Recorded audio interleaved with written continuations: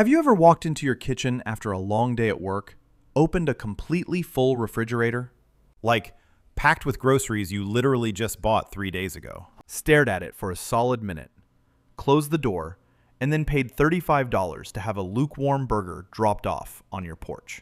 Honestly, why do we do that? It's not because you didn't have food. And it's not because you don't know how to cook a piece of chicken. You did it because eating the food in your fridge on a random Tuesday night felt boring. It didn't feel like an experience. We are living in this massive cultural delusion right now. We have been completely brainwashed into believing that every single basic biological function of survival, eating a meal, commuting to work, putting clothes on your body, has to be this highly curated, aesthetically pleasing event. You don't just drink coffee anymore to wake up. You need a $7 artisanal cold brew because it makes you feel like the main character of your morning. I'm Jim, and look, I'm not here to yell at you for buying a burger, but we need to talk about the math behind this delusion. Because when you demand that your basic survival also acts as your daily entertainment, you start paying a massive, invisible premium. I call it the entertainment tax. And it is the exact reason why you are making a great salary, but you still feel like you're drowning. Today, we're going to look at why the people who are actually building real, quiet wealth are the ones who have mastered the absolute superpower of being completely, unapologetically boring. Grab a drink. We really need to unpack this trap. Let's get into it. So, I really want you to think about what is actually happening in your brain when you order that $35 delivery burger instead of eating the food that is already sitting in your fridge. You aren't paying for calories. You are paying for a reward. You are paying to break up the monotony of a Tuesday. Because we have built this culture, especially on the internet, right? You look at your feed and you see everyone living these highly curated, visually stunning lives. And it creates this massive, invisible pressure. It creates this underlying anxiety that if your life is just normal, then you are somehow failing. We've developed what I call main character syndrome. We want our lives to look and feel like a movie. And if you are the main character in a movie, you can't just eat a boring chicken breast standing over your kitchen sink, right? You need the artisan pizza. You need the aesthetic coffee cup from the local roaster with your name on it. But here is the absolutely brutal reality of treating your life like a movie production. You are the one paying for the set design, and you are paying for it every single day. That is the entertainment tax. It is the premium you pay to turn basic biological survival into an experience. Let's look at your morning coffee. A lot of financial guys will yell at you about a $6 latte, but they completely miss the point of why you buy it. You don't buy it because you don't know that making coffee at home is cheaper. You aren't stupid. You buy it because brewing coffee in your kitchen at 6:30 a.m. before you go to a job you don't really like is incredibly depressing. Going to the coffee shop is an event. It gets you out of the house. There's music playing. People are bustling around. Someone hands you a cup. You are paying 50 cents for the actual liquid caffeine, and you are paying $5.50 for 10 minutes of entertainment to numb the reality of your morning commute. But let's look at that commute, because this is where the entertainment tax absolutely destroys your wealth. Think about the car you drive. The average car payment right now is pushing like $800 a month. That is completely insane. Why are people doing this? It's the exact same psychological trap. A car is literally just a metal box designed to transport your physical body from point A to point B. That is its only functional purpose. A 2012 Honda Civic does the exact same biological job as a brand new $60,000 luxury SUV. But the SUV is entertainment. The SUV is the movie set. Sitting in bumper-to-bumper traffic in an old Honda feels like you are a background character. It forces you to sit with your own thoughts. But if you are sitting in traffic, surrounded by ambient LED lighting, premium leather, and a massive touchscreen, well, now you feel like a CEO.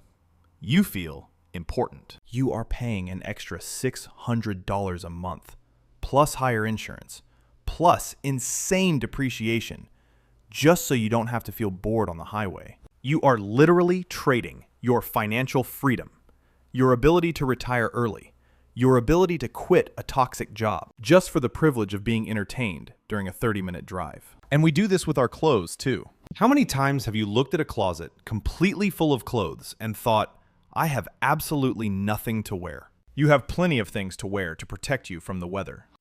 What you don't have is a new costume. Because society tells us that wearing the same outfit twice in 1 week is some sort of crime. We are terrified of being an outfit repeater. So we constantly buy new, cheap, fast fashion garbage just to get the dopamine hit of opening a package and debuting a new look for people at the office who genuinely do not care about us. We are bleeding out financially.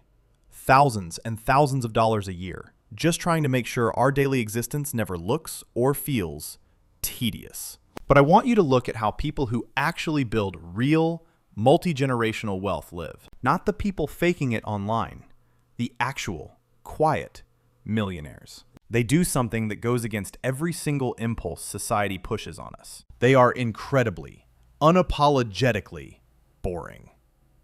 They are basically NPCs, non-player characters, in their own daily consumption habits. If you look at the data on how self-made wealthy people actually live, it is shockingly tedious. They drive the same reliable paid-off car for 10 years. They eat the exact same 4 or 5 meals on a rotation every single week. They wear basically a uniform, the same high-quality, boring clothes over and over again. Why do they do this? Are they just cheap? Are they miserable?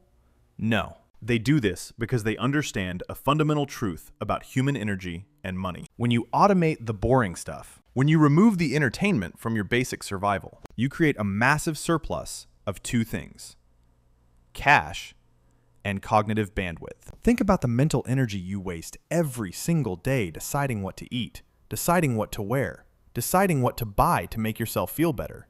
It is exhausting. It is decision fatigue. When you just accept that Tuesday's lunch is going to be the exact same meal prep you had on Monday, and it's going to be boring, and that is fine. You suddenly have the mental clarity to focus on things that actually matter. You have the energy to learn a new skill. You have the energy to build a side income. And more importantly, you have the cash. When you stop paying the entertainment tax on your food, your car, and your clothes, you aren't just saving a few bucks. You are reclaiming thousands of dollars a month. The guy who drives the 10-year-old car and eats the boring meal prep isn't suffering.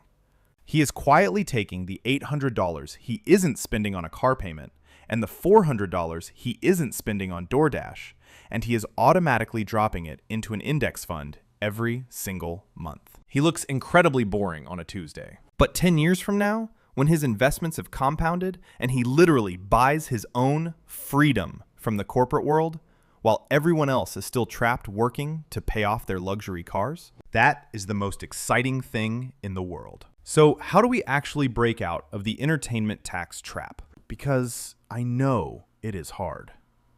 It is genuinely uncomfortable to be the guy in the office with the old car and the Tupperware container. You have to implement one core rule into your life starting right now. You have to completely separate fuel from entertainment. You do not have to live like a monk. I am not telling you to never go to a restaurant again, but you have to strictly define the purpose of the money you are spending. Monday through Thursday lunch at the office? That is fuel. It is biologically necessary to keep you alive. That is not entertainment. Bring your food in a box. Eat it. Accept that it is tedious. Save the $30. But Friday night dinner with your friends or your spouse, that is entertainment.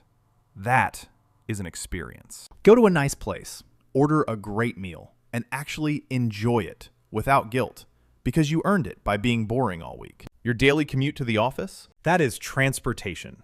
It is not a red carpet event. Drive the reliable, paid-off car. A 2-week road trip across the country with your family? That is an experience. Rent a cool car for the week if you want to. Stop trying to merge the two. When you demand that every single day is an exciting, aesthetically pleasing event, you water down the actual special moments in your life, and you bankrupt yourself in the process. You have to give yourself permission to drop the act. You don't have to be the main character every single day. Nobody is watching your movie, man. Everyone is too obsessed with directing their own. Let them go broke trying to look interesting. You need to focus on actually being rich. And the fastest way to do that is to embrace the boredom. When you make peace with a boring, predictable daily routine, your bank account does the exact opposite. It starts getting incredibly interesting. Look, I know making this shift, it honestly kind of sucks at first, because nobody wants to be the boring guy. It is genuinely uncomfortable to sit in the break room eating meal prep out of a plastic container while your coworkers are unbagging a $20 artisanal salad that they just had delivered. It makes you feel like you're missing out. It hurts the ego a little bit. But you have to ask yourself, what are you actually missing out on? You're missing out on the massive financial stress they are secretly hiding. You're missing out on the absolute panic of living paycheck to paycheck on a great salary. You are trading a tiny bit of daily, fleeting entertainment for the ultimate prize in this world, which is just absolute freedom. The freedom to walk away from a boss you hate. The freedom to actually own your time instead of selling it to pay for a car you don't need. So this week, I want you to try it. Just pick one thing: your commute, your lunch, your coffee. Strip the entertainment out of it. Let it be completely, utterly boring. And just watch what happens to your bank account at the end of the month. I really want to hear from you guys on this. Head down to the comments and just confess. What is the biggest entertainment tax you are currently paying? Is it the car payment? Is it the daily lunch deliveries? Or what is the one boring habit you are finally going to embrace this week? Let's just air it out. No judgment at all. We've all been caught in this trap, trying to look like the main character. I read almost all the comments, so drop it down there. If this video gave you a wake-up call today, do me a massive favor and hit that like button. It helps us push back against the algorithm that just wants us to keep spending money to look cool. And hit subscribe if you want to keep building actual quiet wealth together. I'm Jim. Embrace the boredom, keep your money, and I'll catch you guys in the next one.